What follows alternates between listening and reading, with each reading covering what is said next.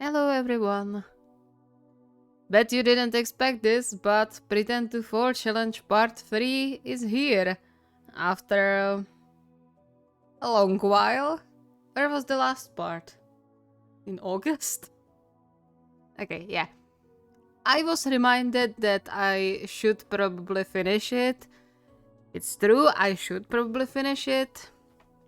Therefore, I'm finishing it right now. When the new challenges are going to be coming out, I have no idea because I'm still busy with the re-uploads. And I would like to finish the re-uploads before I get to the new challenges. As always, special thanks to my lovely patrons and all of you who subscribe and watch these videos. You're keeping this channel alive and going. Thank you very much, and I hope you will enjoy.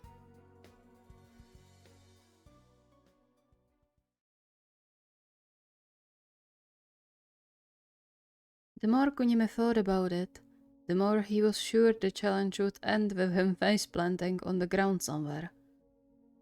For one, he had been much more clumsy lately for whatever reason. And two, since Kindaichi still walked around with the help of crutches, he wouldn't be able to catch him if he started falling for real. All in all, a great prospect for injury. He couldn't get injured, not now when Kindaichi needed him as his legs and occasionally arms. And yet you agreed to the challenge. Good job, you idiot. He let out a frustrated sigh aimed at no one but himself and continued to carefully cut the meat for dinner, trying not to think about the past too much. Alas, that was easier said than done, especially since he was breaking a promise just now. He didn't call Kindaichi when he started cooking, unable to get the last phone conversation they had while he cooked out of his head. It mattered less than little that Kindaichi wasn't in the car. You'll just distract him again, and who knows what could happen. You got lucky last time, but what if... He yelped when the knife slid over the meat and cut into his finger, blood immediately coloring the cutting board crimson. Damn it! Shivers ran down his spine when another memory resurfaced in his mind. He quickly shook his head to chase it away and pressed a clean towel against the cut, a little relief coming from the fact it didn't bleed as much as he expected. But it's still bleeding too much to leave unattended, and you is going to notice. Biting his lip, he decided to deal with the issue when the time came and focused on stopping the bleeding, sending a silent prayer to the gods his new medication wasn't thinning his blood like the previous one. Come on, stop already. You will be home soon. As if he called it, he heard the faint click of the main door lock, soon followed by the usual mixture of shuffled footsteps and clapping of the crutches against the floor. Great. Aki, are you home? Kunimi deflated a bit, knowing he had no chance of playing this one off, and with a defeated sigh went to welcome his fiancée home. You were home earlier today. Yeah, there wasn't that much of a... What happened? You are bleeding. Kunimi cringed inwardly. I know. What do you mean, I know? What did you do? What happened? Do you need help? I know I'm slow, but I'll help if... Calm down, please. It's nothing, just a cut. Calming down seemed to be the last thing on Kindaichi's agenda for that moment, his eyes wide like two plates as he clumsily hopped towards him. What do you mean, cut? What did you... He froze mid-step, and Kunimi instinctively cowered, based on Kindaichi's expression knowing exactly what his fiancée realized. You are cooking right now, aren't you? It wasn't a question, and Kunimi didn't bother answering. It would be useless anyway. Akira, I told you to call me when you are cutting something. You promised. I can't call you whenever I hold a knife. How it's going to look like when you go back to work. I don't care how it's going to look. I'm worried about you. Don't you get it? I don't want to come home to a pool of blood again. And how did it end the last time I called you? His throat ached even though he didn't shout. The cat forgotten. Kindaichi closed his mouth too, pain not much different from physical twisting his face as he reached his hand to Kapkunime's cheek. I told you it wasn't the call that caused it. That guy lost control.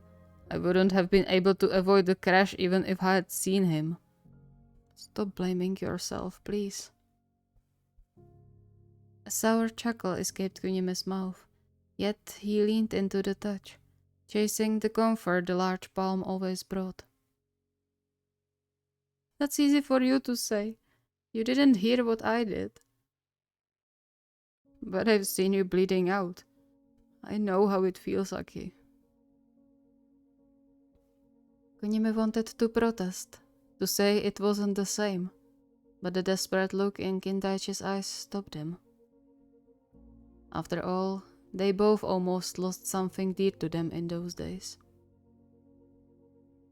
Against his better judgment, he slumped against Kindaichi's chest, clinging to his t-shirt as if it was the last string holding him above the raging waters that were his emotions. Sorry. A light kiss landed on his forehead. I am too. I should have realized it brought you bad memories too. Let's wrap that cut up now before it turns into something worse. Swallowing a remark that a simple cut could hardly turn into something worse, Kunime nodded and reluctantly pulled away to go fetch the first aid kit from the bathroom.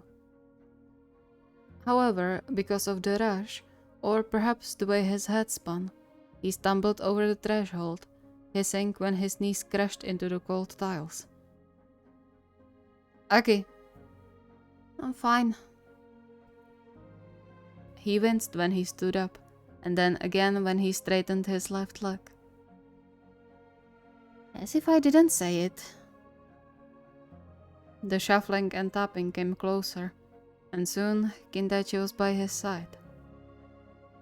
All good? Did you hurt yourself? No, it's probably just bumped from the fall. Are you sure? Kunime turned around, giving Kindaichi a reassuring smile as he gently pinched his cheek. I am sure.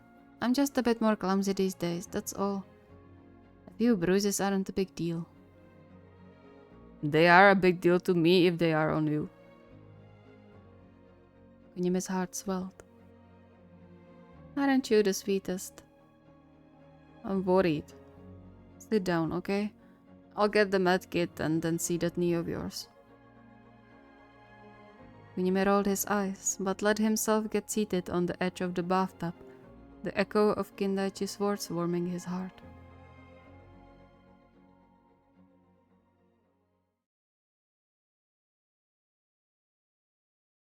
What do you think you are doing? Dasha froze mid-movement like a kid being busted when stealing a cookie, a shiver running down his spine despite Terushima's tone not leaving his usual kind range. Exercising? He carefully put down the small squishy ball he usually used for rehabilitation and tried to give Terushima an innocent smile, which, given the way his boyfriend looked at him, didn't go as planned. Sighing, he looked away, subconsciously starting on the stretching exercise his physiotherapist recommended him to do after every session. The recovery was slower than he anticipated. His bones took their sweet time to grow together properly and demanded a few visits to the hospital to put them into the right places. It frustrated him to no end and worried even more. Though it seemed that his worry was nothing compared to Terushima's. I told you shouldn't overdo it. Physio is good, but you shouldn't push your limit this much. I'm not, I swear. I was just squishing the ball a bit, nothing else. This time, it was Terushima who let out a deep sigh, for a moment looking completely exhausted before he sat next to Dasho and carefully took his previously broken hand into both of his, a strange kind of sorrow flushing across his face. I know you want to go back to playing as soon as possible. Trust me, I wish nothing else than to see you on the court in full strength, but this isn't something you can rush. He shattered your whole wrist. You got lucky they were even able to put it back together. So please, be careful with yourself. Dasho gaped at him for a while, the raw emotion in Terushima's voice flooring him on the spot. But with amazement came sadness. He knew he got lucky, with much more than just the way his bones were broken. A few centimeters to the side, and his beloved could have been dead. His breath hitched at that image, a sudden urge to grip Terushima's hand and not let go for anything in the world taking over his mind. His bones protested against the sudden increase of pressure, however, the surge of pain tearing a faint hiss from him. Let go! You are hurting yourself! He wanted to cry. Not so much from the pain, but because he now couldn't even squeeze his boyfriend's hand properly, his body once again stealing one of the very few ways he had to show his love. And it hurt perhaps even more than the broken bones. Sugu. He flinched when hands cupped his face, his gaze shooting up to meet Terushima's now filled with worry and guilt. I'm sorry, I didn't mean to yell at you. I saw you were in pain and forgot to mind my volume. I'm not mad or anything, I swear. Taking a shaky breath, Dasho tried to squeeze Terushima's hand again, this time minding the amount of power he put into it. To his joy, he managed to clench his hand in a way that didn't hurt, but was still felt if he could go by Terushima's expression. I know, I would take my broken wrist over you getting injured anytime. Terushima furrowed his brow, already opening his mouth to surely dispute the statement, before understanding crossed his face. Still, he shook his head, bringing Dasho's hand to his lips to leave a kiss on his fingers. Please don't say it as if it was some wicked trait. You didn't deserve this, none of it. I would enter a trade like this anytime if it made sure you are okay. I know, that's what worries me. And you think I'm not worried when I know you would immediately jump in trying to take the hurt on yourself? Terushima paused, and then let out a somewhat sheepish chuckle. Guilty as charged, I guess. It's hard not to be protective of you, you know. I love you too much to not catch a bullet for you. Dasho's heart swelled, the flood of fondness rendering him speechless for a moment. It wasn't anything new to hear Terushima say that, and yet the impact was still as strong as the first time. Though, please don't go catching any bullets for me. Just let me stay with you like this. That's enough. The smile he received could outshine the sun. That goes without saying. But next time, at least tell me when you are doing any exercise. I don't mean to police what you are doing, but in case something goes wrong, I want to help. He narrowed his eyes, gently pinching Dasho's cheek. I know you too well to count on you coming to me for help instead of downplaying it. Now it was Dasho's turn to smile sheepishly. Guilty as charged. He hesitated before leaning in to kiss Terushima's cheek, letting out a shuddered breath when Terushima covered his face. Can we agree not to do anything dangerous for a while? Like a lifelong while? Definitely. Alright, good. Do you want something to eat now? It's almost lunchtime. Sure. Do you want help with cooking? No need. You have to rest the hand now. I can manage. He flashed Dasha a bright smile and got up, and Dasha immediately missed the warmth of his presence. Determined not to leave his boyfriend do everything, he quickly got up and staggered immediately, his vision blacking out for a moment. A pair of strong arms was wrapped around his waist in no time, gently guiding him to sit back down. Careful, love. Dasha shivered, not because he almost fell for real, but rather because of the tremble in Terushima's voice. He wasn't in any grave danger, and yet his boyfriend sounded scared. He leaned into the touch when Terushima cupped his cheeks, hoping it was enough to soothe the panicked look in his boyfriend's eyes. Thank you. Anytime. But please be careful. You just had that hand repaired. Don't hurt yourself again. I'm sorry. I guess I'm still getting a bit lightheaded, but I'll be more careful now, I promise. That seemed to somewhat calm Terushima down. He nodded and caressed his cheeks again, sending light jolts through his skin, before offering him his hand, which Dasha gladly accepted.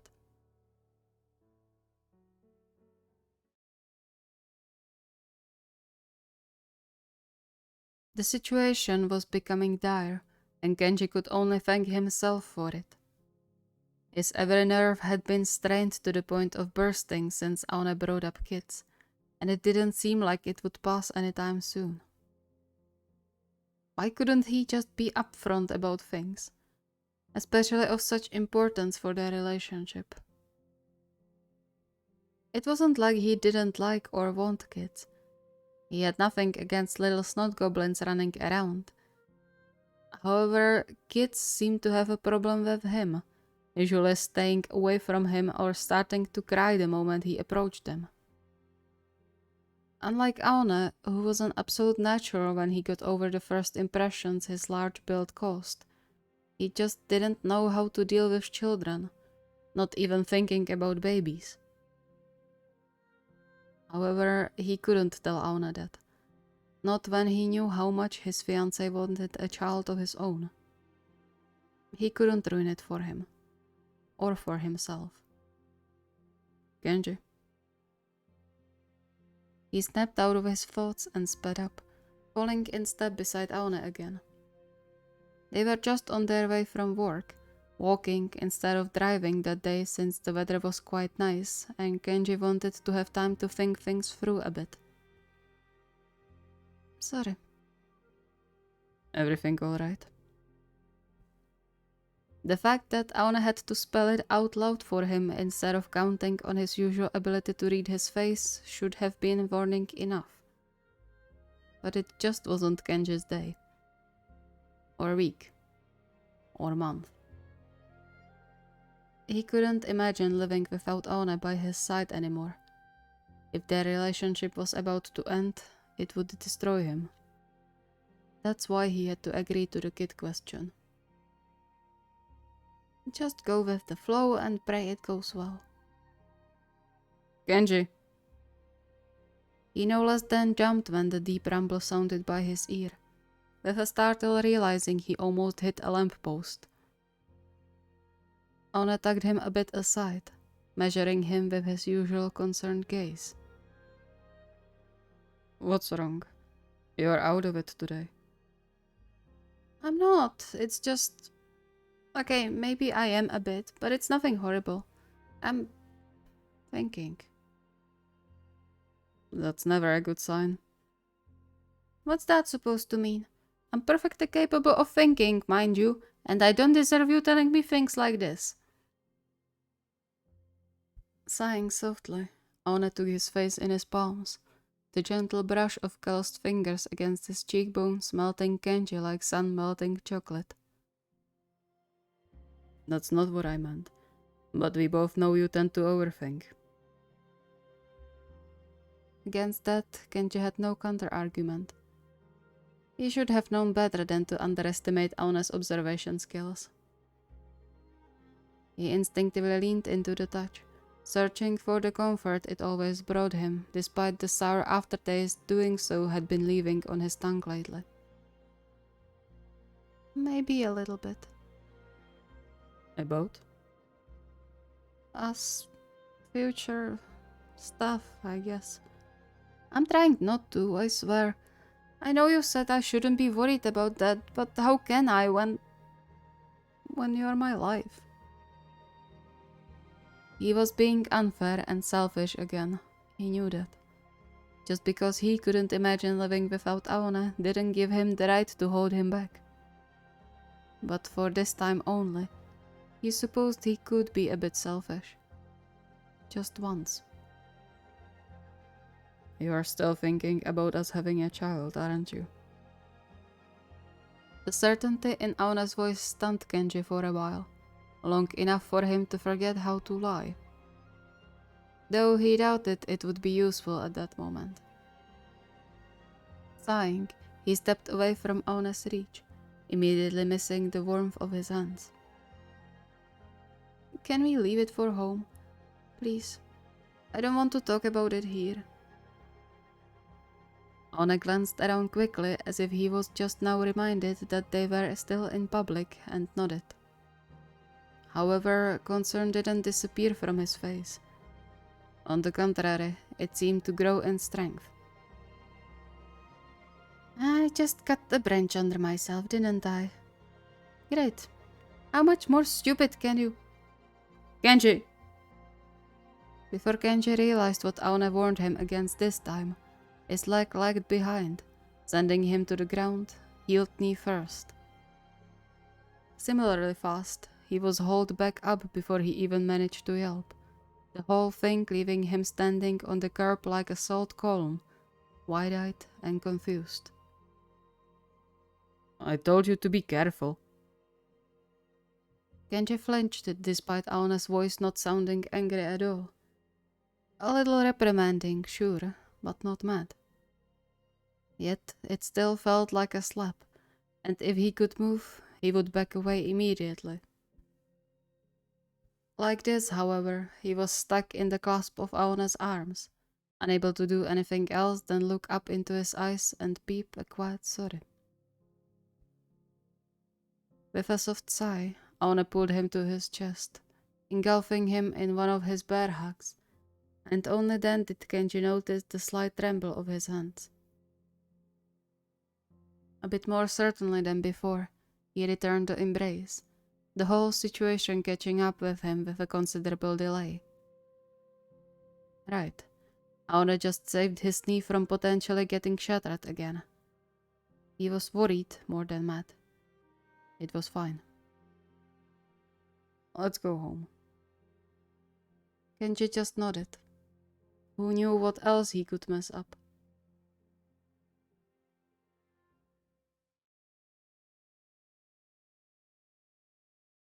Unsure if he should be proud of himself for thinking of such a good challenge, or feeling guilty about making others worry their partners, Atsumu closed the chat and continued to change into his practice gear before he could get scolded. Meian's lecture was the last thing he needed. Sakusa's pointy glares in his direction were enough already. He couldn't understand what the issue was. It wasn't like he was still walking around dressed in normal clothes or running around half naked like a certain loud owl. And half of the team was already waiting while scrolling on their phones, so what was the big deal? Unfairness at its finest. Still, he knew better than to question Sakusa's glares, and so he only gave him one in return, inwardly rubbing his hands in excitement over the upcoming challenge. Just you wait, Ami. You'll soon be running around me like a worried mother. Although, even as they started the practice, Sakusa's eyes never seemed to leave him for long, making Atsumu more nervous than anything.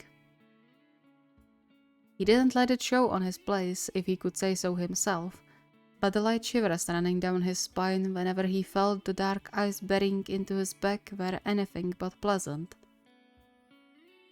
However, when they finally had a water break, he couldn't help himself but nudge Sakusa's side. You should focus more on the game, Omi. Or am I so stunning and irresistible today you can't keep your eyes off of me? Sakusa let out an almost offended huff and ostentatiously focused on his water bottle rather than on him. Annoying and self-centered, that's what you are. How rude! Is this how you talk to your beloved boyfriend? Unbelievable. I wouldn't have to if you weren't doing stupid stuff. What's that supposed to mean? Come on, coach is calling us. Huffing and puffing, Atsumu took a last sip from his bottle and rushed back on the court, ready for another round of drills while the thoughts of revenge formed into a plan. Just you wait. Sakusa didn't stop watching him even after the break, though it wasn't as often as before. Unsure if anyone else noticed something going on, Atsumu continued to give his best set, earning a few words of praise from Meian and their coach, which left him grinning and content. With a challenging smile, he raised his eyebrow at Sakusa, who immediately turned away with a click of his tongue. The sight made Atsumu grin even more. Jealous, Omi? Sakusa scoffed, but Atsumu was sure he didn't imagine the faint pink tint coloring his cheeks. Of you? Oh, please. Alright, any moment now. Come on, you can admit my tosses are great today, you know? And inflate your ego even more than it is now? No, thank you. You are so cruel to me today. What would you do if something happened to me and those were your last words to me? Wouldn't that be tragic? He stomped as far away from his boyfriend as the net allowed him to, only throwing a scorching glare at him over his shoulder, before his mind was fully focused on searching for something he could use to send himself to the floor. Maybe a ball? That could work. Or...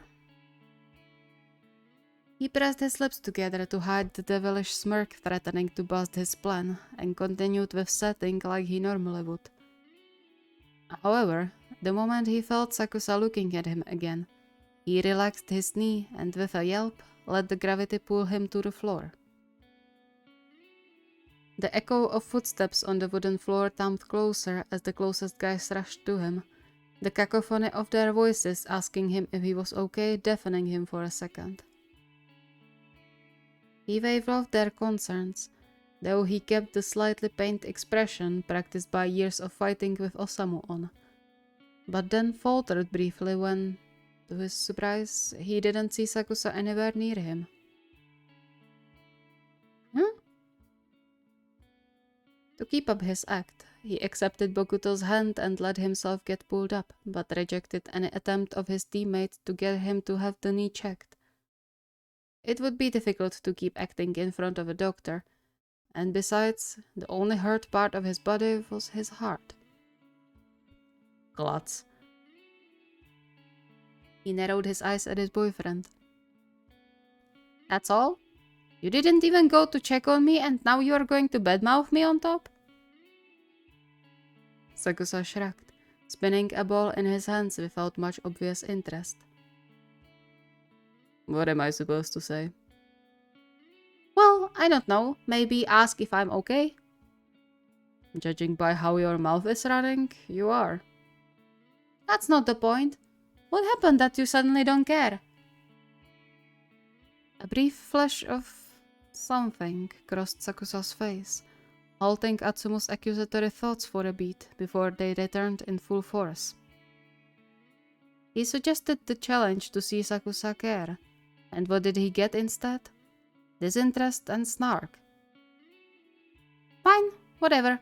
It's not like we are dating or anything.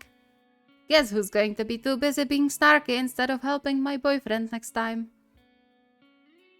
He turned on his heel, refusing to pay Sakusa any more attention. Damn this and everything that... A high-pitched squeal he would normally be embarrassed about escaped his mouth when his foot slipped from under him, twisting into a painful angle and sending him pummeling to the floor. But no pain from impact came. Instead, an arm wrapped around his waist in a flash and pulled him back up, leaning him against Sakusa's side. Careful. Can someone get a rag here? It's slippery as hell. Atsumu blinked a few times, surprised not only by Sakusa's fast reaction, but also by the strained tone of his voice. You caught me. Well, yeah. You were falling. And you said to be careful. You were worried just now. Why now and not before? Sighing, Sakusa took his arm away, but still stayed positioned by Atsumu's side, obviously staying close in case he was falling again. Because, believe it or not, I recognize when you are just acting. You weren't now, so I caught you. Huh? How could you tell the first time? You weren't even... He paused, a sudden realization hitting him. Is that why you watched me so much today? You expected me to do it. You knew about the... He stopped himself too late, but given Sakusa's eye roll, it didn't matter. Yes, I knew you were about to do a challenge. I just didn't know when. Hence why I paid attention. Oh. The realization of his error dawned on him slowly, but the more heavily. Guilt stunk in his chest, his mind racing to come up with the right words. I guess I owe you an apology, right? For saying that you don't care. Sakusa shrugged, but Atsumu wasn't blind to not see the deeply hidden sadness in his boyfriend's eyes. If you think so. Wait, I'm serious. I'm sorry, I shouldn't have said that.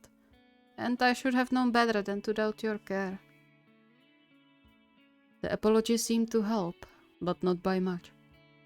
But at least some of the gathered tension disappeared from Sakusa's shoulders with the deep sigh he let out. It's fine. Worse things happened. Before Atsumu could add anything, Sakusa motioned to the court, already heading over to their gathered teammates himself. Come on, we are holding back the practice. Atsumu followed after him without another word, inwardly cursing himself to hell for once again hurting his boyfriend with stupid challenges.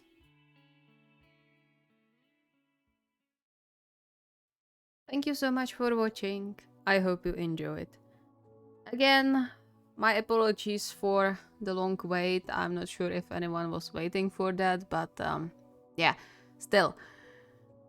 As I said, I am still busy with the re-uploads and I really want to finish the re-uploads or re-upload everything that I had to put as private before I start on the new challenges from the monoship storylines.